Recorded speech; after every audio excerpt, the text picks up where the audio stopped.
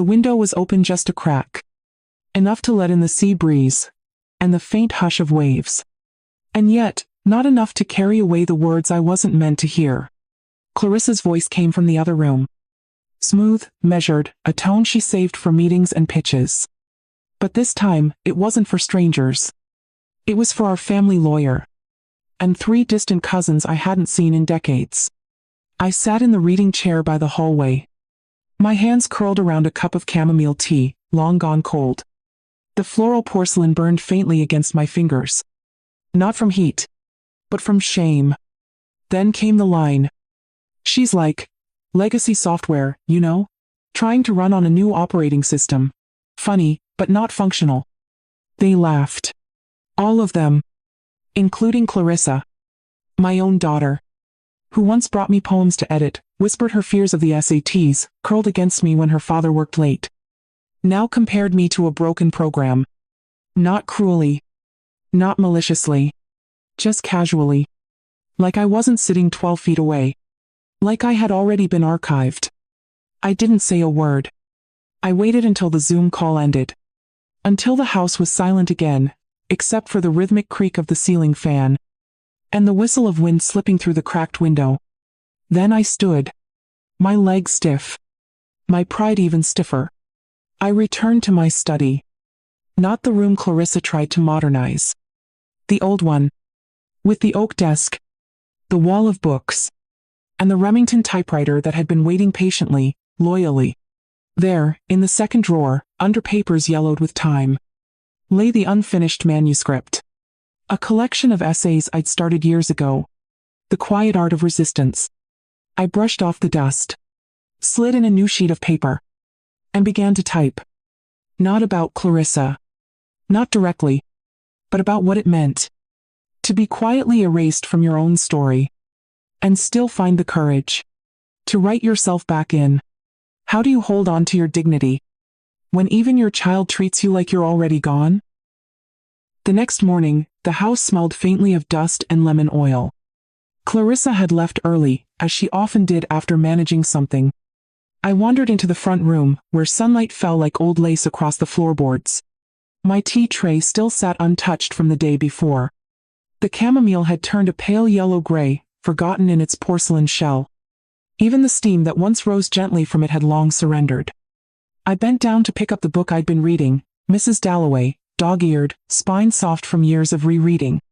The note inside, in Walter's handwriting, slipped out. Page 40. 2. You always liked that one. I pressed it against my chest for a long moment. His voice came back not loud, not clear. Just a warm hum. Like the feeling of a wool scarf on a cold walk home. I closed my eyes. For a second, I forgot which year it was. In that quiet, the silence felt heavier than usual. Not lonely, but loaded. Like the house was waiting for something. Or someone. But it was just me now. And the echoes that lived in old books and dusty shelves. I shuffled to the study. Or what used to be my study.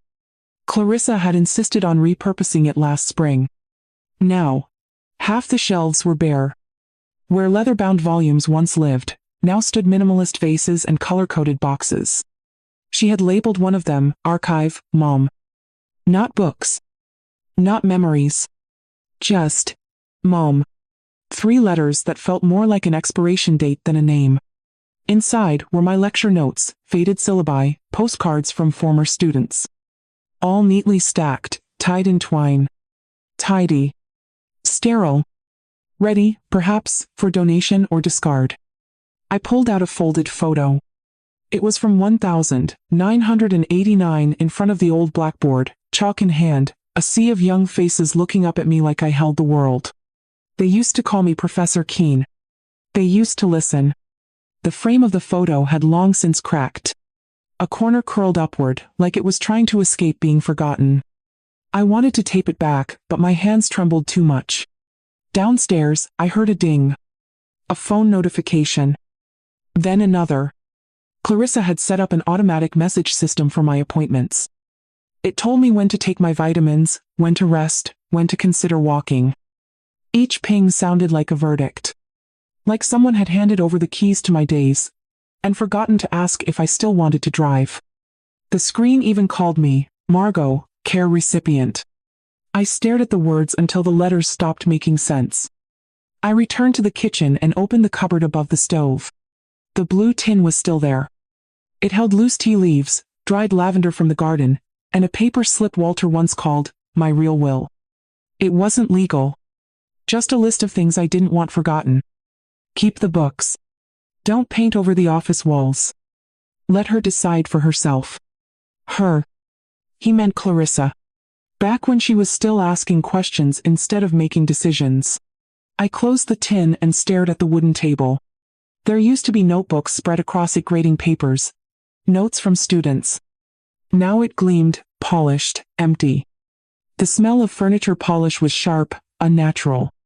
It covered the scent of paper and ink I had always loved. Covered it too well. Just like the spot where my voice used to live. Later that afternoon, I stood by the front window, fingers grazing the edge of the curtain. The street outside was quiet, just a soft rustling of palm fronds and the occasional bark of a neighbor's dog. Once, Clarissa and I would sit on this porch with glasses of sweet tea, whispering dreams and future plans. Now she walked past me in the hallway with her earbuds in, nodding to her calendar instead of to me.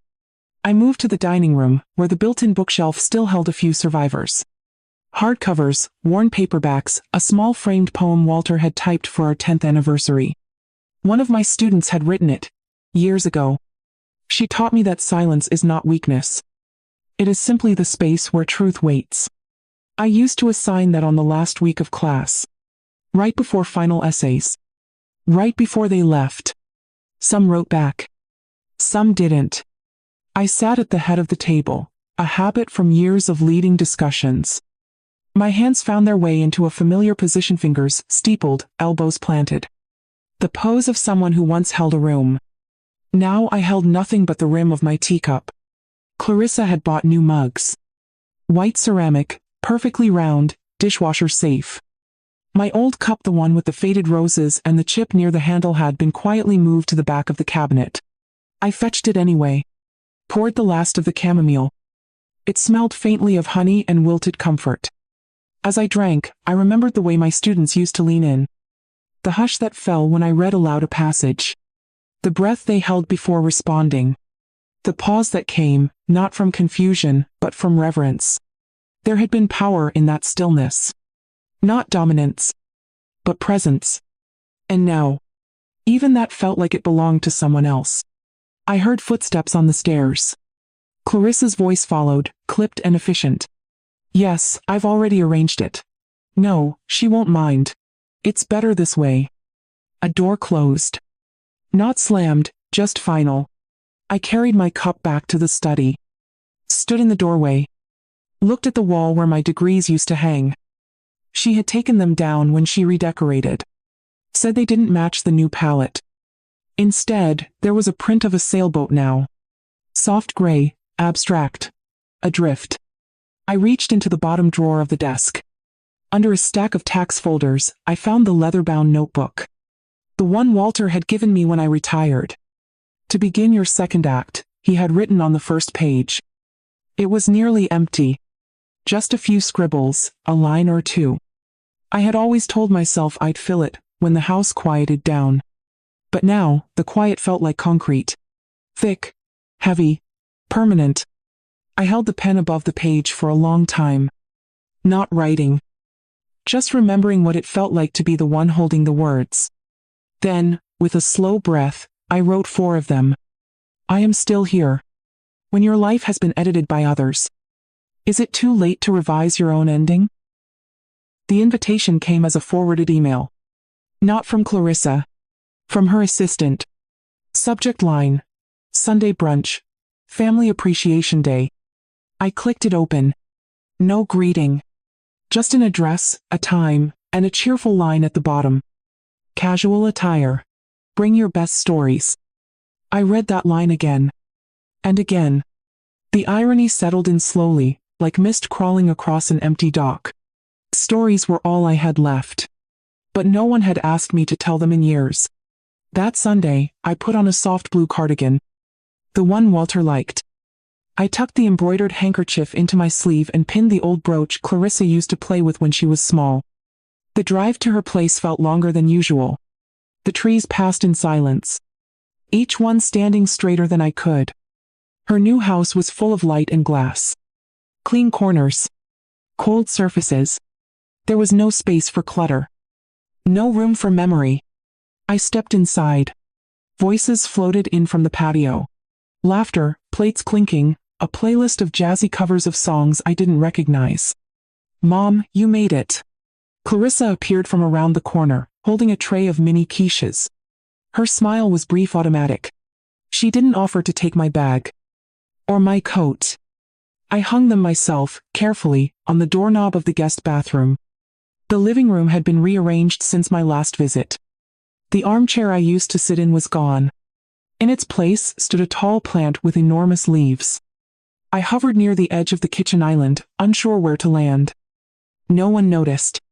No one asked. From the window, I saw them gathered outside Clarissa, her cousins, the neighbors. They were laughing. Clinking glasses. She leaned toward one of them and whispered something. Everyone turned. Smiled. But not at me. On the dining table sat a framed sign.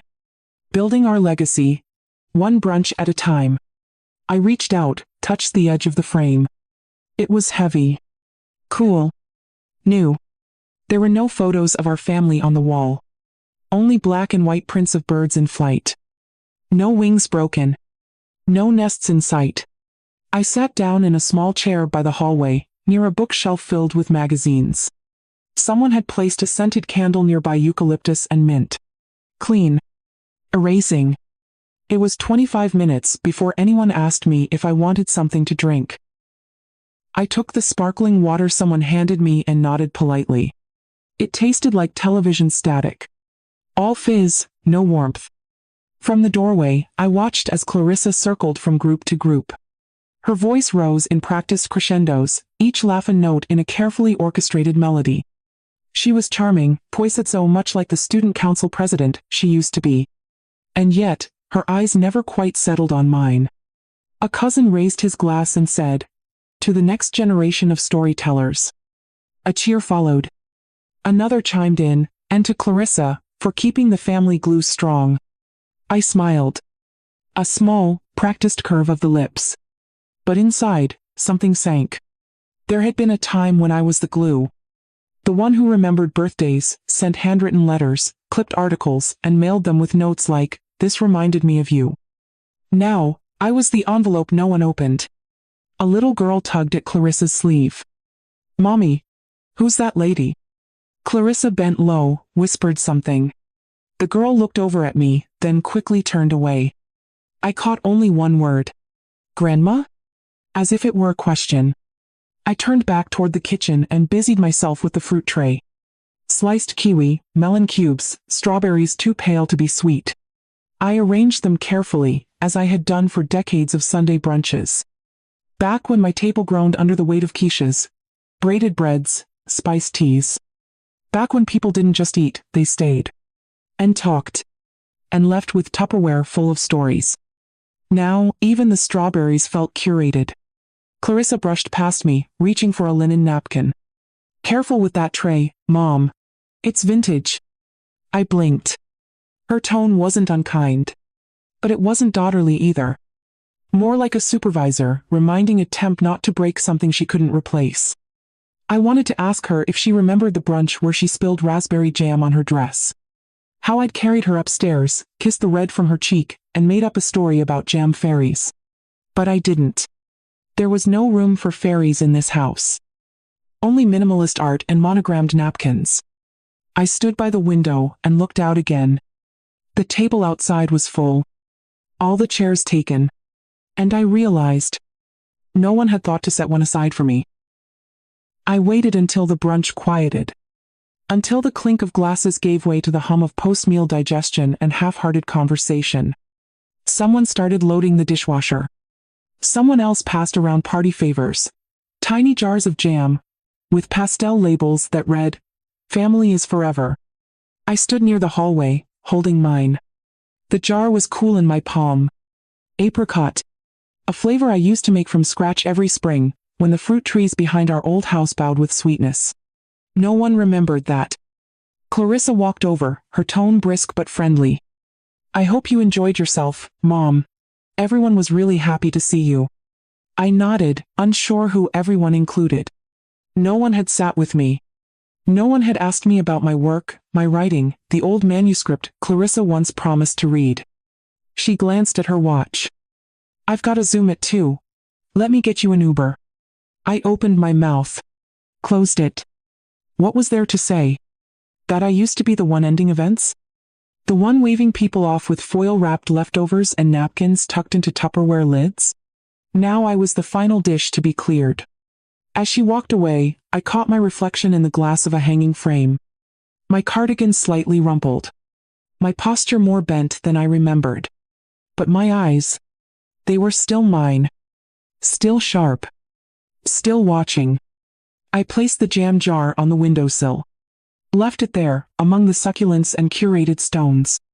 A silent gift. Or maybe a reminder. Outside, the sun had shifted. Long shadows stretched across the gravel path. One of them looked like a seat. The kind that's empty because no one thought it mattered. I stepped outside for just a moment. The air smelled of rosemary and chlorine. Some children were playing near the fence. Their laughter rose, unbothered, as if nothing in the world had been misplaced. I stood quietly and watched. No one waved. No one called out. Just the wind, brushing past the garden flag that read, "Welcome, friends and family." When I returned inside, my coat was already waiting by the door. Someone had folded it neatly. Efficient. Final. I took it in my arms and paused. If you find yourself no longer part of the picture, do you keep waiting to be framed back in? Or start drawing your own border? The envelope looked ordinary.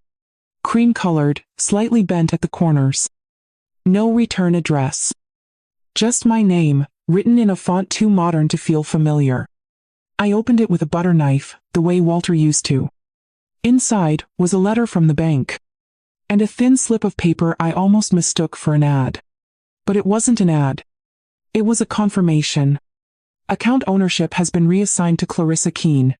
Effective immediately. My hands didn't shake. Not at first. They just stopped moving.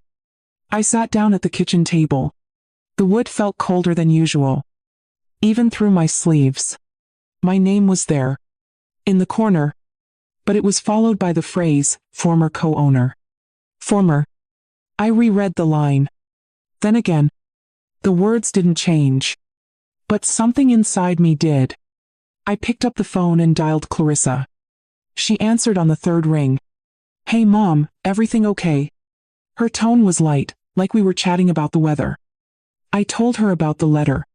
About the change. There was a pause, half a breath before she responded. Oh, that. Yeah. The lawyer said it would simplify things. Less paperwork for you. I meant to mention it. Meant to mention it. Like forgetting to bring home milk. I didn't sign anything, I said. At least, I didn't remember doing so. You did, she replied, gently.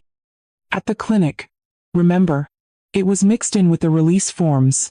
Just a couple of signatures. The clinic. After my fainting spell last November. I'd been groggy, embarrassed, tired. I remembered the clipboard. The nurse handing it to me. Clarissa guiding my hand. Just sign here, Mom. She had said. It's all standard. I hadn't read the fine print. The room smelled of bleach and overripe flowers. My glasses were in my coat pocket. And my pride had wanted to prove I was still capable. I didn't ask further. Clarissa went on. It's still yours, Mom. I'm just a signatory now. Just for your protection. My protection. Funny how that word could sound so much like a lock. The call ended. No goodbyes. Just a ding as the line disconnected. I looked at the paper again. Held it up to the window light. The words hadn't faded. But something else had. The folder was still in the bottom drawer. Faded green, its edges worn soft like old fabric. I pulled it out and laid it flat on the kitchen table. Inside were the records Walter and I had kept since 1982. Not just numbers. Not just balances. Each entry was a memory. There was the receipt from our first joint savings account upon the year Clarissa was born. A handwritten note in Walter's neat cursive. For her college fund. Even if she wants to be a painter. We had laughed that night, sipping boxed wine, imagining our daughter covered in acrylics and joy. Next was the certificate of deposit we took out the year I retired from teaching. It matured slowly, like good bread. The money was meant for emergencies, roof leaks, hospital stays, unexpected things. Not quiet transfers in paper envelopes. My fingers brushed across the ink. Some lines had faded, others remained dark and sure. They outlasted the hands that wrote them. I turned the pages slowly. The edges rasped against my skin like whispers. This wasn't bookkeeping. It was a map of decades, lived carefully. 2 educators. 1 child. No extravagance, just steadiness. I reached the last page. It was blank. Not because we had stopped saving, but because we had stopped recording. Walter's handwriting had stopped in 2011. I stared at that empty page longer than I meant to. As if it might fill itself in. As if memory alone could make the numbers reappear. A gust of wind rattled the window pane. Outside, the hydrangeas bent their heavy heads. They needed water. But I didn't move. I thought of Clarissa's voice. Calm. Paced. Efficient. I'm just a signatory now, Mom. I knew what that meant. I had taught semantics for years. There was nothing neutral about that phrase. It was a signature that had turned into a siphon. I looked at the stack of old checkbooks. One was clipped open to a payment for Clarissa's graduate school deposit. Another showed the down payment for her first car. We never mentioned those things again. We didn't expect repayment. That's what parents do. But we also never imagined she'd treat the rest as hers to manage. I closed the folder gently, as if it could feel the weight of what was no longer there. Some losses are loud.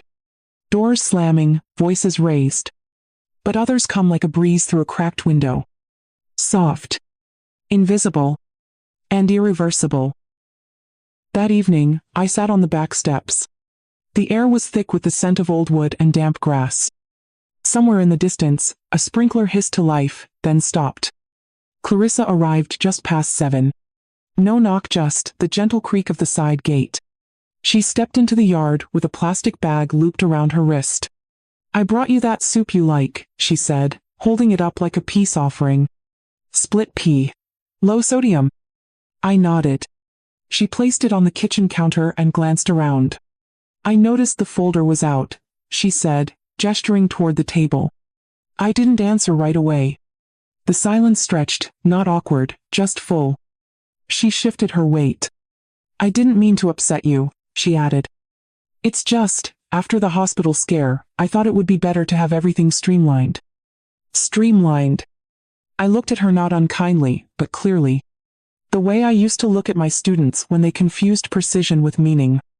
You're not in trouble, she said quickly, as if I were a child who'd misunderstood a rule. It's still your money. I'm just making sure it's handled properly. Handled. The word floated between us like steam, rising off a kettle. Brief. Hot. Then gone. Do you think I'm not capable? I asked. Clarissa sighed. That's not what I said. No. I replied. But it's what you acted. She didn't argue. Just smoothed the front of her blazer and looked down at her shoes.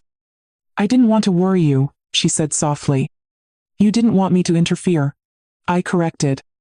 She opened her mouth. Closed it. Picked up her keys from the counter. I'll check in on Thursday, she said. No hug. No touch. Just footsteps fading through the side yard again. I stood alone in the kitchen, the overhead light buzzing faintly. The soup sat on the counter, unopened. I walked over to the cabinet and took down the old ceramic bowl. Not the new ones Clarissa had bought, the ones too white, too clean. This one was chipped at the rim. It had history. Like me. I poured the soup slowly. Watched it steam. The color was dull, the scent flat. But I ate it anyway. One spoonful at a time. Not because I was hungry, but because I needed to feel like something still belonged to me. If the power to choose is quietly taken from you, how long before you stop believing you still have it? The suitcase made a dull thud as it hit the back seat. It wasn't heavy, just a week's worth of clothes, some toiletries, and a framed photo I couldn't leave behind. The one of Walter and me under the dogwood tree, laughing, his hand on the back of my neck. Clarissa offered to drive, but I declined. Her presence had become something I needed a break from. Like perfume worn too strong, too close to the skin. There's a kind of fatigue that doesn't show on your face, only in your silences. And mine had grown long. I rode in the taxi with the window cracked open. Warm air rolled in, smelling faintly of salt and magnolia. Familiar, but far away. Evelyn's house hadn't changed much. The porch still leaned slightly to the left. The chime still hung crooked from a rusty hook. But when she opened the door, I felt something shift. Not in her, but in me. She hugged me tightly. She smelled like lemon balm and flour. Still wore that soft navy housecoat I once teased her about. But she didn't ask questions. Just took my bag and led me to the guest room. It used to be her sewing room. Now it held a small twin bed, a bookshelf of old travel guides, and a lamp shaped like a lighthouse. The sheets were crisp. Everything smelled faintly of lavender detergent. And nothing smelled like me. I sat on the bed's edge, hands on my knees, the way I used to sit with students who needed comfort but didn't want it spoken aloud. The window looked out over a quiet cul-de-sac. Children rode bikes in lazy loops. Wind chimes tinkled gently from a neighbor's porch. I had lived in Charleston for over 40 years. And yet, this was the first time I felt like a visitor to my own life. Later that evening, Evelyn made tea, peppermint, not chamomile. She set the cup down beside me and said, "You don't have to explain, just rest." I nodded. But I couldn't sleep. The mattress was firmer than mine. The pillows too stiff. The quilt smelled like starch instead of sunshine. Even the silence had a different shape here. In the dark, I reached for the nightstand out of habit. There was no notebook. No glasses. Just a coaster and a remote control. Nothing waiting for my thoughts. My fingers curled into my palm. I used to fill silence with words. Now, it filled me. I missed the creak of my floorboards. The way the air shifted when Walter walked past. The weight of my books on the nightstand, stacked in hopeful little towers. Here, the shelf held only Evelyn's travel guides: Venice, Kyoto, Nice. Places I once dreamed of. Now they felt like cities someone else had been to in my name. I lay back and watched the ceiling. It was smooth. Unblemished. Unlike mine, with its faint water stain in the corner that looked like a hawk in flight. I used to say it was watching over me. Here, the ceiling said nothing. When everything is taken from you, and nothing smells like home, do you start to vanish? Even to yourself? The next morning came in gray. No sunbeam across the floor. Just a dull haze through the curtains and the quiet groan of pipes behind the walls. I stayed in bed longer than I meant to. There was no reason to rise early. No one expected me at breakfast. No student essays to mark. No groceries to restock. Even the birds outside seemed unsure whether to sing. Evelyn knocked once, lightly, and left a tray at the door. Toast, a soft-boiled egg, a teacup with steam still curling upward. Peppermint again. Always peppermint. I sat on the edge of the bed, looking at the tray. Everything was neatly arranged. But it wasn't mine. Not the mug. Not the teaspoon. Not even the rhythm of the morning. I used to set my own table. Tablecloth folded just so, one sugar cube for tea, a radio whispering classical piano from the corner. Now the only music was the ticking of Evelyn's hallway clock. Measured. Unbothered. Unaware. I took a sip of the tea. It tasted clean. Too clean. Like a wiped slate with nothing left to say. My gaze drifted to the window again. A child across the street struggled to balance on a scooter. He fell once, then twice, and then a third time. But each time, he rose without looking around. I wondered when I had stopped rising. Not physically, but in spirit. I got dressed slowly. Chose the cardigan with a frayed sleeve. The one Clarissa said I should retire. But it felt soft against my arms. And familiar. And mine. Downstairs, Evelyn was reading a newspaper at the kitchen table. She looked up and smiled, but didn't say anything. She knew. I poured myself another cup of tea and sat opposite her. We didn't speak. Sometimes, quiet is the only language that doesn't bruise. A car passed outside. Then another. The day continued, oblivious to the heaviness sitting across from it. I thought of the account. My name, erased. The folder, closed. The house, rearranged. The stories, unspoken. I had taught entire classrooms how to find their voice. Had shown Clarissa how to read between the lines, how to defend a thesis. But I hadn't defended my own name. Not really. Maybe I had mistaken politeness for strength. Maybe I had been silent too long. I looked down at the table. My reflection shimmered faintly in the wood grain. A blur. Not quite gone. But not quite whole. I reached for the toast, but didn't bite. The hunger wasn't in my stomach. It was somewhere else. Deeper. Older. Waiting. When everything you've spent a lifetime building is quietly taken apart, how do you begin to believe you're still worth rebuilding? I sat on the porch with Evelyn that morning. The wood beneath us warm from the sun. She poured 2 cups of chamomile, me preference, not hers. She didn't say much, just placed the cup in front of me and gave a small nod. The kind that says, "Whenever you're ready." I stirred the tea slowly, listening to the spoon click against porcelain. That sound had followed me through every decade of my life. Dorm rooms. Faculty lounges. Hospice visits. It always meant, "You're still here." Clarissa means well, I said finally. Evelyn didn't reply right away. She took a sip. Then, gently, meaning well doesn't always mean doing right. I looked at her. She loves you, she added. But she's not listening. There it was. The sentence I hadn't let myself say out loud. I nodded once. More to myself than to her. Inside the house, a clock chimed 10. Not loud, just clear. "Do you remember Bernice Galloway?" I asked. Evelyn raised an eyebrow. "The woman with the blue hair and the scarves?" I smiled, just a little. She wasn't always like that. She used to run the college library. Had a voice like thunder and a laugh that carried through 3 floors.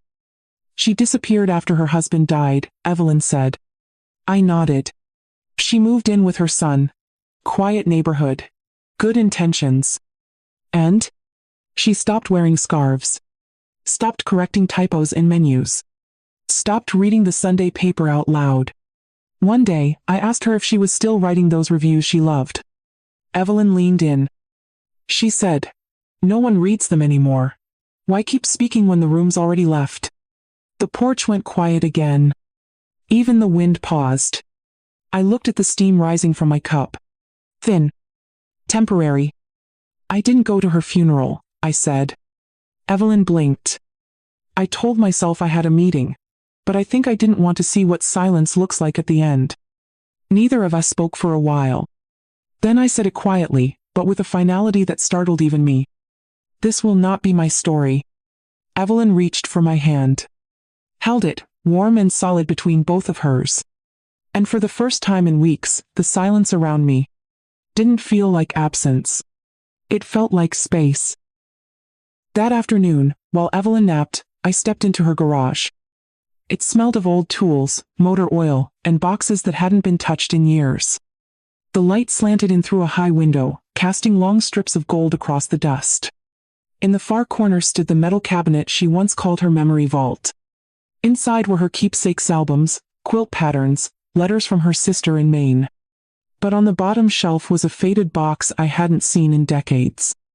My handwriting, in blue marker, MKD. Drafts, notes, fragments. M.K. Donovan. The pen name I once used in small literary journals. The name I chose when I didn't want tenure committees or Clarissa's classmates Googling my work. The name Walter used to tease me about. Too mysterious, he'd say. Like someone who writes by candlelight and refuses interviews. I knelt slowly and pulled the box onto my lap. It felt heavier than I remembered. Or maybe I was just carrying more now. Inside, a leather-bound notebook with a red ribbon marker. A folder of loose essays. A yellow legal pad filled with crossed-out lines and margin notes. And beneath it all, a manuscript titled The Quiet Art of Resistance. I hadn't seen it since Walter died. I thought I had lost it in a move. Or maybe I just wanted to believe I had. Easier than confronting all the things I'd left unfinished. I opened to the first page. Typed. Single-spaced. Margins too wide. But the words were mine. I ran my finger along the lines. The ink had not faded. Neither had the voice. Page after page, I found pieces of myself I hadn't realized were missing. Essays on voice and silence. On dignity and erasure. On women who disappeared in plain sight. And what it took for them to reappear. I remembered Walter sitting across from me on late nights, reading drafts aloud. Stopping only to refill the kettle, or to say, "Don't soften that sentence, it deserves to stay sharp." I smiled. Then closed my eyes. The garage was warm and still. Outside, a lawnmower buzzed faintly, distant and slow. I placed the pages gently back in the box, like something sacred. Something waiting. I didn't know yet what I'd do with them. But for the first time in weeks, I felt something stir beneath the weight. Not rage. Not revenge. Just a quiet return. To the self I'd been told to shelve. And I knew. She was still here. That night, I didn't sleep.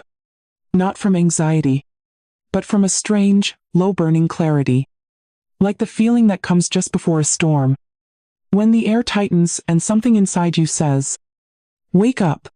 I sat at Evelyn's kitchen table, the house silent but not unfriendly. She had left a small lamp on, just above the sink. Its glow spilled gently across the countertop, over the chipped ceramic mug I now claimed as mine. Beside it, the manuscript. And a pen. Not a keyboard. Not a laptop. Just a pen I hadn't used in years. It felt weighty in my hand. Like it remembered things about me I'd forgotten. I turned to a blank page in the legal pad. Wrote my name. Then my other name. M.K. Donovan. Then one sentence. Not perfect. Not polished. But mine. The quietest form of rebellion is remembering out loud. I paused. Listened to the stillness. There was no applause. No approval. Just the soft, steady sound of the pen moving again. And again. By morning, I had 3 new pages. Nothing dramatic. No declarations. Just recollections stitched together with care. The time Walter taught Clarissa to ride a bike. The day I almost quit teaching, and what made me stay. The moment I realized silence wasn't just the absence of sound.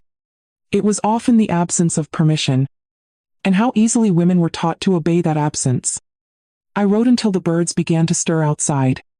Until the sky behind the curtains turned from black to navy to pale blue. And then I smiled. Not because I had written something brilliant. But because I had written something true. That morning, Evelyn poured us tea and asked nothing. She didn't need to. She could see it. In my face. In the way my hands no longer trembled over the rim of the cup. She reached across the table, touched my fingers lightly, and said, "Welcome back." And for the first time, in a long time, I believed her. Sometimes, healing begins not with a plan, but with a page. Would you recognize the first sign of your return? If it came as quietly as this? We invite you to share your thoughts below. Even the softest voice matters. And your story is never too late to begin. The next day, I opened my email for the first time in weeks. It took me 3 tries to remember the password. The inbox was cluttered with newsletters I didn't remember subscribing to, discount pharmacies, retirement webinars, something called Wellness for Women Over 80. I scrolled until I found the name. Elena Cates. She had been a sophomore when I taught her in advanced British literature. Brilliant. Earnest. Too shy to speak in class, but her essays glowed with a voice too large for margins. 10 years ago, she sent me a note. Said she'd become an editor. Asked if I was still writing. I never answered. Now I clicked compose. No pleasantries. Just a simple line. Elena, are you still at Clay, Willow? I may have something you'd want to read. MKD. I hit send before I could talk myself out of it. Then I closed the laptop, pushed it away, and breathed. I had not asked permission. Not consulted Clarissa. Not prefaced the note with an apology for existing. It felt strange, but good. Like sliding into an old coat that still fit in the shoulders. Outside, the sky was pale and windless. Evelyn's dog, Daisy, padded across the porch and lay down at my feet. She didn't demand anything. She just kept me company. I reached for the manuscript and reread the first chapter. There were parts I would change now. A sentence too soft. A paragraph that apologized too much. But the bones were strong. The voice still pulsed beneath the paper. I began marking edits in pencil. Not with the urgency of someone trying to prove herself. Just the quiet diligence of someone returning to her own words. On her own terms. By mid-afternoon, I had rewritten 3 pages. Not perfect. Not finished. But cleaner. More honest. And not once did I think about what Clarissa would say. That, more than anything, felt like progress. Somewhere in the back of the kitchen, Evelyn hummed as she chopped vegetables. The radio played something old and crackling. And I kept writing. Not for legacy. Not for revenge. Just to remember what it felt like. To say something. And mean it. Elena replied that evening. The subject line was just, yes. The body of the email was short, but warm. I've read everything you ever wrote, Margot. I still quote you to new interns. Send the manuscript. Let's do this. I stared at the screen for a long time. The blinking cursor beneath her words felt like a heartbeat. Like something was moving forward, even if I couldn't see it yet. I attached the file cleaned, titled, renamed. Not draft. V6. Final. PDF. Just. The Quiet Art of Resistance. M.K. Donovan. Then I hit send. Afterward, I made myself a cup of chamomile. Let the bag steep longer than usual. Let it go bitter. Let it speak for itself. Outside the window, dusk had begun to gather. The neighbor's porch light clicked on. A cat padded across the sidewalk, unhurried and sure of its own pace. I sipped slowly. Tasted the sharpness. Welcomed it. Later that week, Elena called. Not emailed. Called. Her voice was deeper than I remembered. More certain. Your manuscript reads like a reckoning, she said. And not just with the world, with yourself. I didn't know what to say to that. So I said the only thing that felt true. I wrote it so I wouldn't disappear. There was silence on the line. But not the kind that stings. The kind that listens. Then she asked, how many copies do you want printed for first run? I blinked. I had imagined journals. Maybe a few online essays. I hadn't imagined ink. Paper. Wait. 500, I said, before I could hesitate. Privately printed. No fanfare. Understood, she replied. I know a printer in Asheville. And I'll make sure the cover feels like linen. I felt my lips curve. Small. But steady. Also, she added, I'm listing you as M.K. Donovan. But I think your name deserves to be on the back. The real one. I paused. Then nodded. Put it in small type, I said. But spell it right. Of course. She smiled through the phone. Margot Keane never had a typo in her life. After we hung up, I looked around Evelyn's kitchen. Nothing had changed. And yet, everything had shifted. There was no applause. No audience. Just one woman. Choosing herself. Quietly. And without permission. The box arrived a week later. Unmarked. No stickers. No fanfare. Just cardboard sealed with quiet tape. Evelyn found it on the porch and brought it in like it was any other delivery. But I knew. The weight was different. I opened it slowly. The blade of the letter opener slicing through the seal like breath through fog. Inside, rows of pale cream covers. The texture wasn't glossy. It felt like fabric. Soft, textured, matte-like, something meant to be held, not just read. The title. The Quiet Art of Resistance. M.K. Donovan. Centered. Centered, but not loud. I ran my fingers over the letters. They caught the light, just barely. Beneath, in tiny serif font on the back flap. Written by Margot Keane. Charleston, South Carolina. No photo. No bio. Just that. I lifted a copy and held it against my chest. It wasn't pride I felt. Not quite. It was steadiness. Something I hadn't known I'd been missing. Going to tell Clarissa? Evelyn asked from the hallway, gently teasing. I shook my head. Not yet, I said. Maybe not ever. Evelyn didn't press. She just nodded once and disappeared back into the kitchen. I sat alone at the table and opened to the first page. My breath caught. Not from nerves. From recognition. There I was. On every line. But clearer than I'd ever allowed myself to be. Not softened. Not trimmed. Not filtered through the lens of mother, wife, professor. Just me. I flipped through page after page. Each word a thread. Each paragraph a reclamation.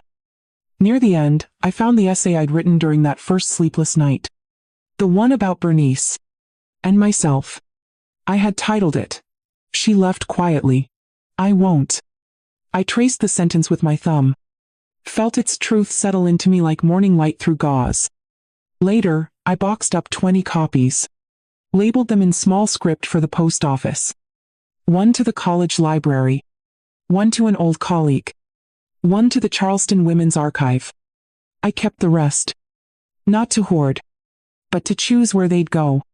I didn't need the world to notice. I just needed the words to exist. In a world where someone might.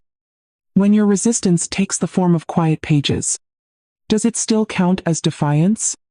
If no one claps? The flyer went up on a Tuesday. Printed on soft cream cardstock. Pinned gently to the bulletin board at the Charleston Public Library. Just below a notice for watercolor classes and above a lost cat poster. An evening with M.K. Donovan. Readings from The Quiet Art of Resistance. Thursday, 6:30 p.m. Room B204. No photo. No blurb. No mention of who M.K. Donovan really was. And that, to me, felt right. Evelyn drove me to the library that night. I wore a charcoal shawl, the one Walter gave me on our 25th anniversary. I didn't wear makeup. Didn't need to. I wasn't there to perform. The room was smaller than I remembered. Fluorescent lights hummed softly overhead. 12 chairs, a modest lectern, a pitcher of water. Nothing grand. But everything honest. People trickled in slowly, some familiar, some strangers. A retired professor. 2 of my former students. A young woman who said her aunt mailed her the book. They brought notebooks. Soft voices. Open eyes. At 6:32, the door creaked open. Clarissa stepped inside. She didn't see me right away. She glanced around calm, composed. Then her eyes landed on the easel at the front of the room. She froze. The cover of the book stared back at her.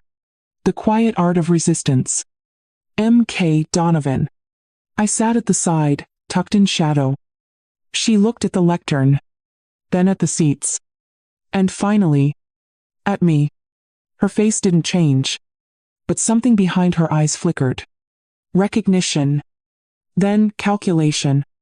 Then something else. She sat in the back row. Didn't take a program. Didn't speak. And I didn't look at her again. I walked to the front when they called my name. Not Margot Keane. Not Mom. Just, please welcome M.K. Donovan. The applause was quiet. Respectful. Enough. I opened the book. turned to the marked page, cleared my throat, and read. Some women are not erased with force. They are erased with smiles, soft policies, and well-meaning hands. But the result is the same. Silence where there was once fire.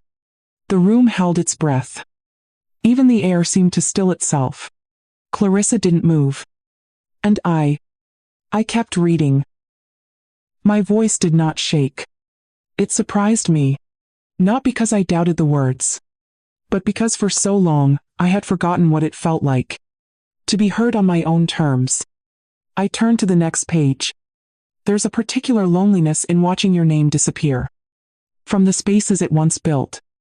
Not through violence, but through efficiency. Through decisions labeled, for your benefit.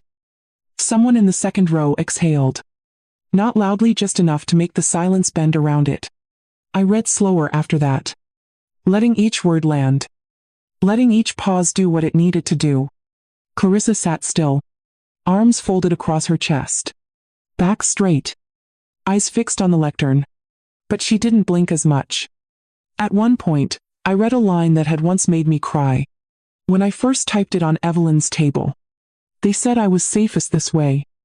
And I believed them until I woke up and couldn't find my own handwriting. That sentence stayed in the room. Longer than it should have. I didn't look up. But I felt the air change. Like a curtain had shifted. The library lights buzzed softly above me. And below, my hand stayed steady on the pages. There was no rebuttal. No raised hand. No counter-argument. Only listening. And in a life filled with advice, feedback, concern, that silence was the most unexpected justice. I finished the reading at 7:14. The moderator asked if I wanted to take questions. I smiled, shook my head gently. Not tonight, I said. Tonight was for saying. A few people clapped. Gently. Not out of obligation, but recognition. I stepped back from the podium, folded the book closed. Evelyn caught my eye from the side of the room. She gave a single nod. No smile. Just presence. Clarissa stood. She didn't speak. Didn't approach. She looked at the cover one more time. Then at me. And then she walked out. Not fast. Not slow. Just. Quietly. As if she wasn't quite sure whether she had been a guest or an uninvited witness. After the room emptied, I lingered. Not to be congratulated.